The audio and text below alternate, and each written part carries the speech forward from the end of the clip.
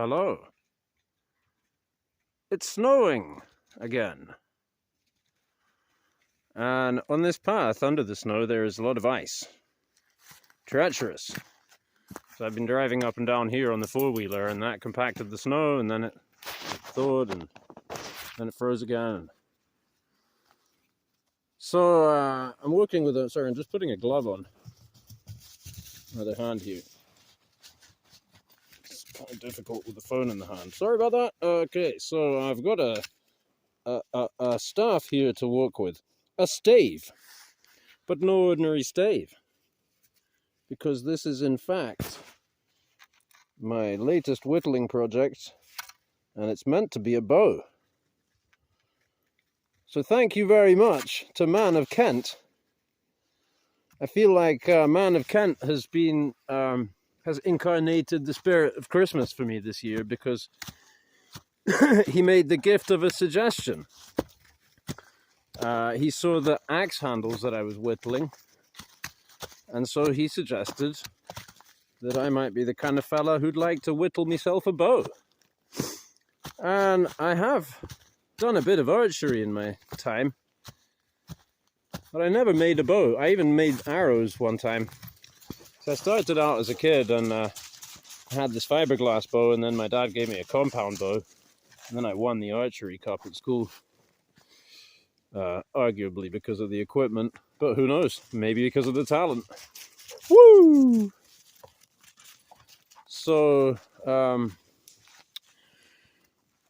yeah, more recently, maybe 10, 15 years ago, I got a longbow. That's still back in Scotland. I've never been able to travel with it. So this is kind of something like a longbow, but it's not that long. I think a longbow should probably be taller than me, and this is a little shorter. And it's also a little flat, I guess. I don't know, I'm just kind of working on intuition. So let's have a look. You may have noticed, for example, that looks dreadful. But it's in the middle there where the handle goes. And it's kind of got that shape, you know? It's almost as though this thing wanted to be a bow, you know?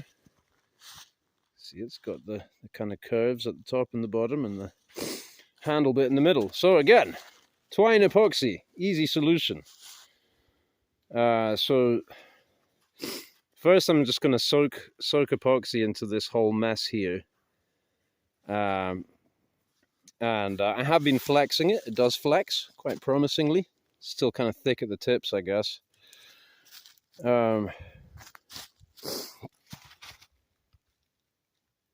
But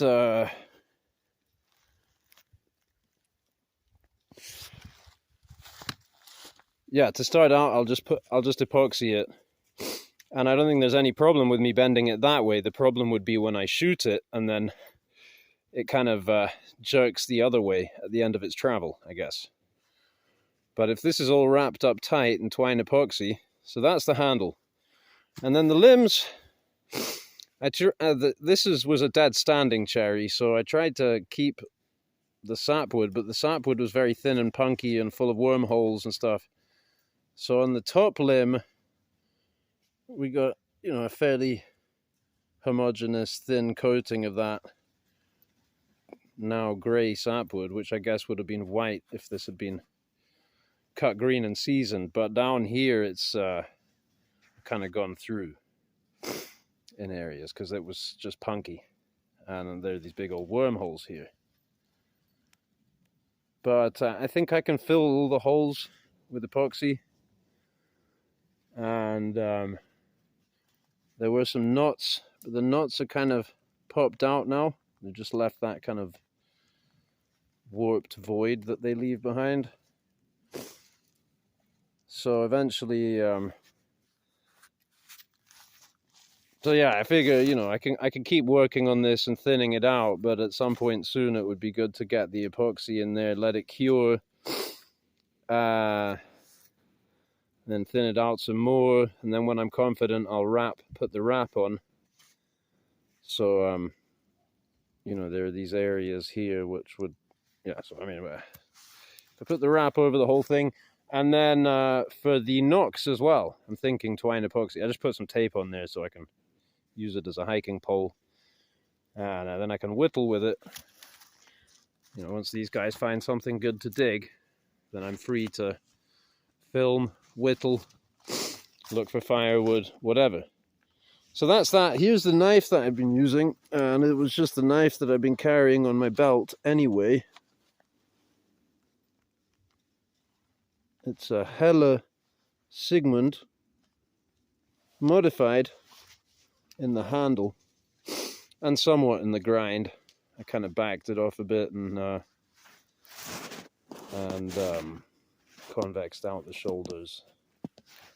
Trying to get it to focus, but there's snow on the screen now, so I can't manipulate, and I got gloves on, so that's not going to happen.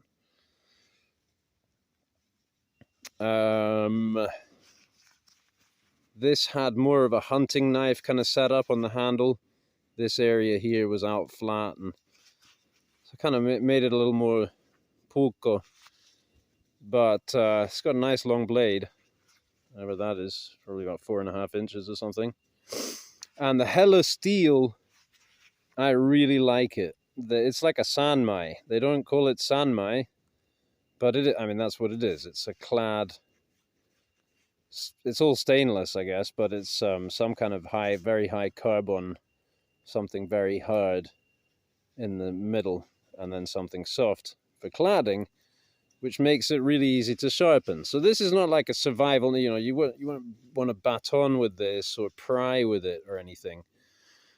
But it just, it holds an edge really well. And when it's time to sharpen it, it's a breeze for a Scandi grind, right? Because in theory, in principle, you're removing all of this material here, but because most of what you see is soft. So yeah, it's a breeze to sharpen and a delight to use. The handle was way out of alignment, but I'm kind of just been removing handle gradually. Maybe later I'll start rebuilding it. I don't know. But that's that knife, and maybe I'll show a couple of other cool things I have in my pockets.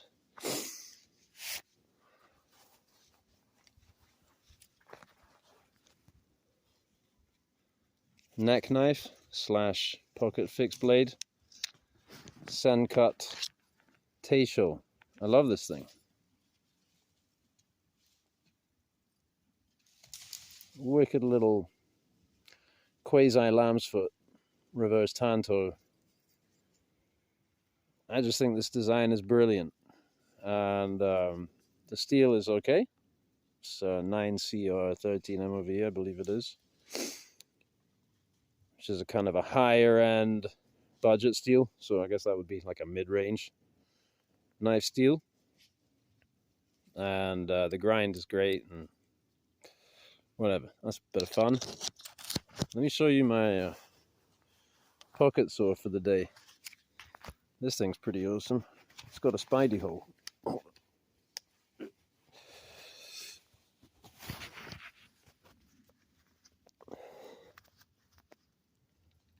Hand switch.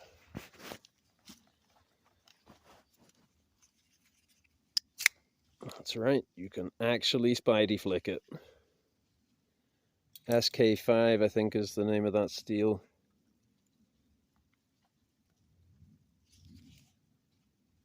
Japanese saw. There you go, that's the name of it. Village Blacksmith. Feel I can recommend. Very lightweight. It's good ergos. It's really thin stock. And I'm kind of concluding that I like the thinner saw. They're less forgiving.